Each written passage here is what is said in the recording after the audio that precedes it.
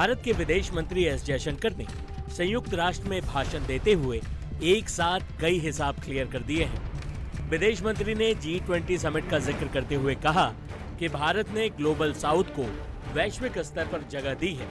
अफ्रीकी महादेशों को G20 में शामिल करने के फैसले का जिक्र करते हुए जयशंकर ने कहा कि अब वक्त आ गया है कि संयुक्त राष्ट्र सुरक्षा परिषद में भी जरूरी बदलाव किए जाएं। उन्होंने चाइना को और कनाडा को दोनों को टारगेट किया। अगर आप अपनी मनमानी करेंगे, अगर आप किसी की टेरिटरी में हस्तक्षेप करेंगे, अगर आप अपने मुल्क से हमारे मुल्क को टारगेट करेंगे तो आपको जवाब दिया जाएगा। जिसे क्या कहते हैं, एक तीर से दो शिकार खेलना। So they were very smart in this. मैं समझता हूँ बस रिमार्केबल अचीवमेंट्स हैं सारी, और इसमें कोई एग्जैजुरेशन नहीं है। मैं समझता हूँ पिछला साल और ये 2023 जो है 2022 और 2023 ये भारत का साल था, इसमें कोई शक नहीं है। वो जनाब टर्की की, सीरिया की बात कर रहे हैं, अर्थक्वेक में हमने बड़ी मदद की और श्रीलंका की हमने इकोनॉमिक क्राइसिस में बड़ी मदद की। वो अपनी जाके वहां पे कहानियां सुना रहे हैं। हमारे जो काकड़ साहब हैं, what was he talking there in fact. Jaishankar ने अपने भाषण में कोरोना महामारी के दौरान भारत की मदद का जिक्र किया। जयशंकर ने कहा कि हम दुनिया की सबसे बड़ी जनसंख्या और 5वीं सबसे बड़ी अर्थव्यवस्था के तौर पर ये जानते हैं कि भारत का विकास दुनिया के लिए भी जरूरी है। और एक बात बताऊं, इस दफा there was a very big change. Many countries in the UNGA they did spoke about that India should be included as a permanent member in the UN security UN। इसका क्रेडिट जो जाता है वो डेफिनेटली मोदी साहब को जाता है और उनकी टीम को जाता है, इसमें कोई शक नहीं। जय हिंद दोस्तों, भारत के विदेश मंत्री एस जयशंकर ने संयुक्त राष्ट्र महासभा के सत्र को संबोधित किया, जिसमें जयशंकर ने G20 का जिक्र किया और कहा कि भारत ने ग्लोबल साउथ को वैश्विक स्तर पर जगह दी है और अफ्रीकी देशों को G20 में शामिल करने के फैसले का जिक्र करते हुए जयशंकर ने कहा कि अब वक्त आ गया है कि संयुक्त राष्ट्र सुरक्षा परिषद में भी जरूरी बदलाव किए जाएं। आगे जयशंकर ने कहा कि अब वह दौर बीत चुका है जब कुछ देश सारी दुनिया के लिए एजेंडा तय करते थे, अब यह नहीं चल सकता।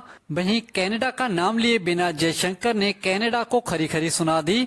उन्होंने कहा कि राजनीतिक सुविधा के हिसाब से आतंकवाद पर कार्रवाई सही नहीं है। आगे जयशंकर ने कहा कि आज भारत 78 देशों के साथ विश्वासात्मक साझेदारी बना चुका है। वहीं किसी भी देश पर आपदा और आपातकालीन स्थिति में भारत बढ़ चढ़कर मदद करने के लिए आगे आता है। तुर्की, सीरिया जैसे देशों ने देखा है। जयशंकर ने आगे कोरोना महामारी के दौरान भारत की मदद का भी जिक्र किया और कहा कि हम दुनिया की सबसे बड़ी जनसंख्या और 5वीं बड़ी अर्थव्यवस्था के तौर पर ये जानते हैं कि भारत का विकास दुनिया के लिए भी जरूरी है। वहीं भारत के विदेश मंत्री की इस स्पीच की तारीफ पूरी दुनिया में हो रही है। अगर आपने डॉक्टर जयशंकर की स्पीच देखी है UN में, तो पहली उसमें जो इम्पोर्टेंट चीज थी वो जिसे वो कहते हैं ना कि उन्होंने ये बता दिया है दुनिया को दोबारा एक बड़े इवेंट से। पहले उन्होंने G20 में बताया था इंडिया ने कि अब ये इंडिया नहीं है, ये भारत है, ठीक है। आज फिर उन्होंने UN में खड़े होकर कहा है कि नमस्ते फ्रॉम भारत। नमस्ते फ्रॉम भारत के ऊपर से बात उन्होंने की है। उन्होंने कहा जी हम अब भारत हैं। सो अगर इंडिया की जो गवर्नमेंट है वो पॉलिटिकली इसको अभी नहीं भी कर रही, इंडिया के अंदर चेंज नाम नहीं कर रही, लुकिंग एट द टेम्परेचर के क्या है, लेकिन इंटरनेशनली उन्होंने ये दुनिया को बताना शुरू कर दिया है कि भाई now we shall be called as Bharat. एक बात तो ये हो गई।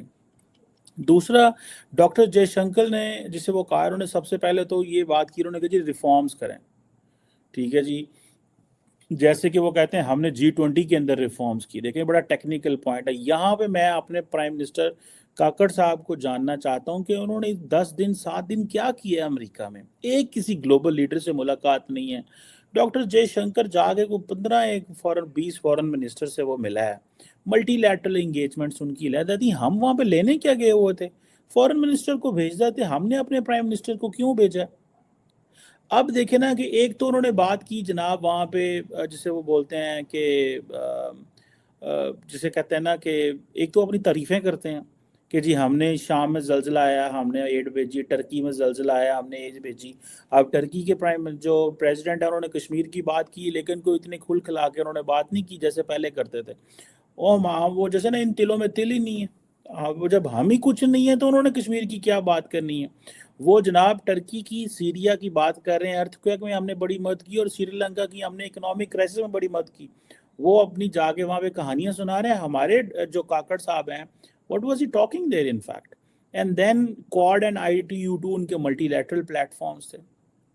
साथ ही वो इंडिया, मिडल ईस्ट, यूरोप जो कॉरिडोर है उसको भी वो तारीफें करते रहे कि जनाब हम इस चीज़ को, वो जिसे कहते हैं ना, और फिर उन्होंने कहा कि अब दुनिया में वैक्सीन अपार्थाइड नहीं होगा। ठीक है जी, अब दुनिया, इंडिया वैक्सीन बनाता है तो अब हम देंगे। ठीक है जी। और दूसरा जो एक उन्होंने बड़ी इंपॉर्टेंट डेवलपमेंट है वो basically China and for Canada उन्होंने किया है। उन्होंने कहा जी कि पॉलिटिकल जो कन्वीनियंस है वो डिटर्मिन नहीं करना चाहिए कि दहशतगर्दी का रिस्पांस या दहशतगर्द ग्रुपों का रिस्पांस कैसा होगा। Political convenience, it means basically, in fact he was saying कि चाइना जो है it keep supporting Pakistan time and again. ठीक है जनाब, when it comes to all the groups which are related to Kashmir, जिहाद इन कश्मीर। और कनाडा जो है that is supporting the Khalistani elements in Canada. This is what in fact is saying.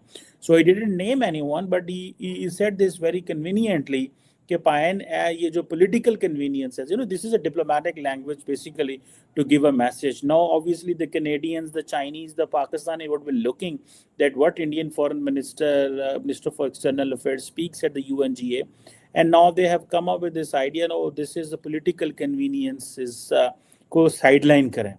ये अगर political convenience means कि आपके पॉलिटिकल, चाइना को वो कह रहे हैं पॉलिटिकल कन्वीनियंस, आपके पाकिस्तान के अच्छे तल्लुकात, और कनाडा को वो कह रहे हैं कि आपने वोट लेने हैं उनसे। सो वो जिसे क्या कहते हैं, एक तीर से दो शिकार खेलना। So they were very smart in this. सो अब देखना यह है कि सुनने में आया कि पाकिस्तान को राइट ऑफ रिप्लाई भी नहीं मिला। अब ये पता नहीं है क्या, I am not much, I don't understand much of this UN की कार्रवाइयाँ क्या हैं, लेकिन अगर ये पाकिस्तान को राइट ऑफ रिप्लाई नहीं मिला तो फिर तो और बेइज्जती हो गई। ठीक है जनाब, कि भाई राइट ऑफ रिप्लाई भी नहीं है। और सो अब ये डॉक्टर जयशंकर जो बातें वहाँ पे कर रहे हैं कि पाकिस्तान को और चाइना को कह रहे हैं कि भाई सॉवरेनिटी एंड टेरिटोरियल इंटेग्रिटी, ये बातें पाकिस्तान के फॉरेन प्राइम मिनिस्टर भी वहाँ पे करके आए हैं। लेकिन देखें, that's way they got a big voice, they got a global voice.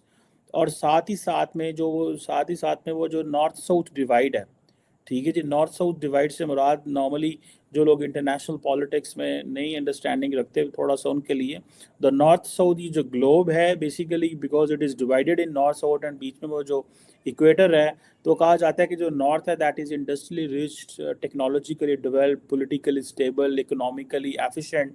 सो जो साउथ है दैट इज़ ऑब्वियसली उसका ये रिवर्स है, ना तो यहाँ पर टेक्नोलॉजी है, इकोनॉमिकली डिपेंडेंट, politically unstable है, financially dependent है on global financial institutions, technologically भी dependent है and all that। but वो कह रहे हैं ये north south divide जो है that is so deep, it means that is where they bring up this idea that the global south is going to come in and we are going to be the champions of global south and we are going to lead the global south in international sphere.